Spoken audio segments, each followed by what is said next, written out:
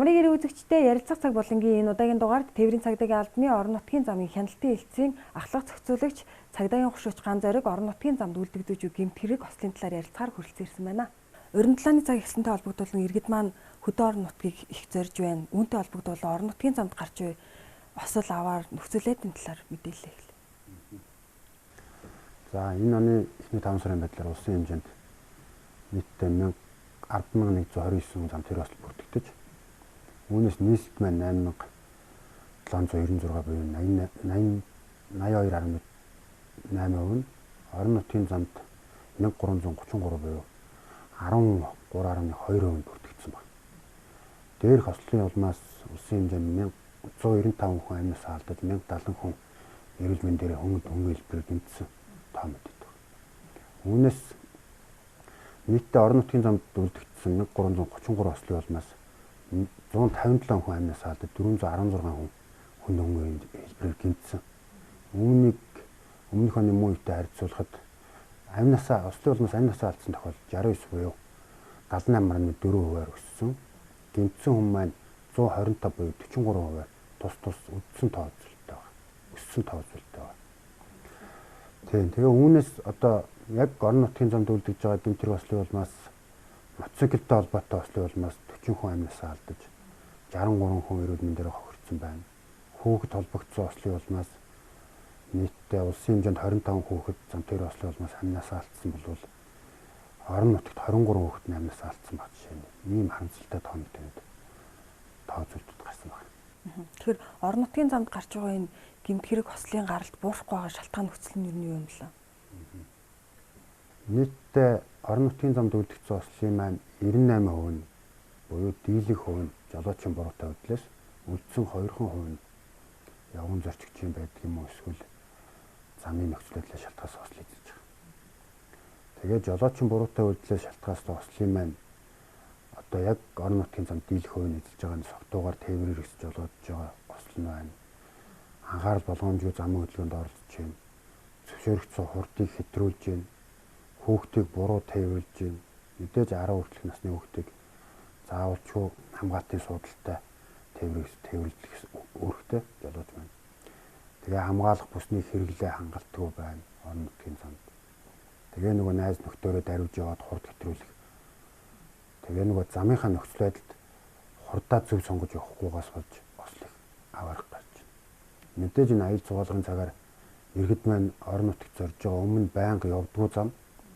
Тэгэхээр хурдаа яг тогтоосон замынхаа нөхцөл байдал тохируулж явахгүй болох дээр нөгөө иргэд тойроо замын эвдрэл гэдэг байдлыг чинь нөгөө жолооч нар маань өөрснөө мэдэхгүй шүү дээ. Тэгэхээр маш анхаарал болгоомжтой зам хөдөлгөөнд оролцох бол дийлэх шалтгаан нэзлээд дээрх шалтгаанууд байна. Малчин иргэд маань бас малдаа явахтаа ч юм уу тий мотоциклтэй малдаа явж байна. Мөн насан туршийн хүүхдүүдийг мотоцикл унуулж тээврийн бүрэн бус байдлаар ингэж ашигласнаас бас осол аваад бас нилээдгүй гарч байгаа. Бас энэ талаар бас малчин иргэдэд сэрэмжлүүлэг зөвлөгөө өгвөл. Одоо ер нь манайхан арай амар хэлбэр аргыг хаагаад ингээ мотоциклтэй зам хөдөлгөөнд оролцуулаад одоо дөрөв төрж байгаа хүүхэд хүн болгоноор ингээ мотоцикл бариулдаг эрэгтэй эмэгтэйгөө бүгд ингээ мотоциклыг маш буруу хэрэглэж. Энэ мотоцикл маань одоо яг хөдөө замд зориулагдаагүй хатуу уучлалтай авцам дээр зориулагдсан ийм мотоцикл байгаа. Тэгэхээр манайхан маань амар хэлбэр арга хаагаад ингээ мотоциклыг буруу хэрэглээд энээс шалтгаалсан согтуугаар мотоциклыг жолоодж байна. Одоо яг энэ тээврийн хэрэгсэл гэдэг үүднээс нь харахгүйгээр л мотоциклыг ингээ буруу хэрэглэнээс болоод бас ослын маань дийлэх шалтгаан болоод байгаа. Осол мотоцикл унж агаад осол төртөж гэмтсэн хүүхдүүдийн одоо иргэдийн дийлэн хувь нь бас хамгаалах малгайг буруу хэрэгэлсэн. Яг зориултын бас зүгээр малгайг хэрэглэнээс ч юм уу үзсэн юм тохиолдод бас гарсан байна. Тий, ер нь манайхаас гаргасан судалгаа гэдэг юм л да. Сүүлийн 5 жилийн байдлаар 438 хүн мотоциклоос болоод амьнасаа алдсан. Тэрний маань дийлэх хувь буюу 80 орчим хүн яг нөгөө тархиндаа суурьсны гэмтэл аваад нас орсон гэсэн тоо баримт байгаа байхгүй.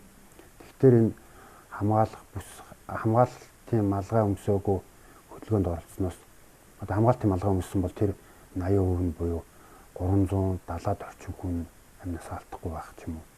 Эсвэл гэмтээд өнгөрөх ч юм уу тийм тохиолдол бас байх боломжтой байсан. Тэгэхээр энэ хамгаалах малгайны ач холбогдлыг бас энэ дээрээс харж болох юм тоо байна. Тэгэхээр ер нь орон нутгийн замд гарч буй эндгээр осол гэмтгэрэг зөрчлүүдээс урьдчилан сэргийлэх чиглэлээр ер нь цагдаагийн байгууллага яг ямар ажил арга хэмжээ зохион байгуулж байгаа вэ? Өмнө нь бол яг уу ирээдүгөө хамгаалъя яарад яг уу гэд аянуудыг ер нь үе шатгаар зохион байгуулжсэн. Яг энэ орон нутгийн замд зориулсан ийм ямар аян арга хэмжээ зохион байгуулж байгаа вэ? 17 оноос орон нутгийн зам хөдөлгөөний соёл гэдэг манай цагдаагийн байгууллагаас бүх нөгөө төрийн байгууллага хууль зүйн яамныхаа дэмжлэгтэйгээр ингээд энийг зохион байгуулад ирсэн. Олон жил болгоод. Тэгээд энэний үр дүнд бас 2019-2021 онуудад замтайр ослоос үүдэлтэй хүний нас баралт гэмтсэн хүний тоо маань тодорхой хэмжээгээр буураад явж байсан. Энэ онд бас жил болгоны 6 сарын 15-наас 9 сарын 15-ны хооронд зохион байгуулдаг.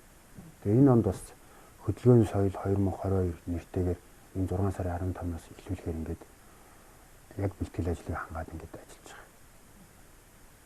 Ер нь яг орон нутгийн замд үйлдэж байгаа гэмтэрэг ослыг бууруулах, түүнээс урьдчилан сэргийлэх чиглэлээр бас манай тээврийн цагдаагийн албаны санаачлаад цагийн менежүүдээр одоо бусад замын цагдаагийн дан хүчээр яг энэ хөдөлгөөний аюул байдлыг хангах чиглэлээр яг бүрэн хяналтанд авч чадахгүй байгаа учраас аймаг орон нутгийн сумын хэсгийн төлөөлөх цагдаа нарыг нэг цагийн менежүүдийн хуваарьд оруулаад тэгээд сумынхаа хариуцсан нутаг дэвширхээ харалдаа хатуучилтай авч зам дээр тодорхой цагт ингээд хяналт тавих чиглэлээр бас зохион байгуулсан.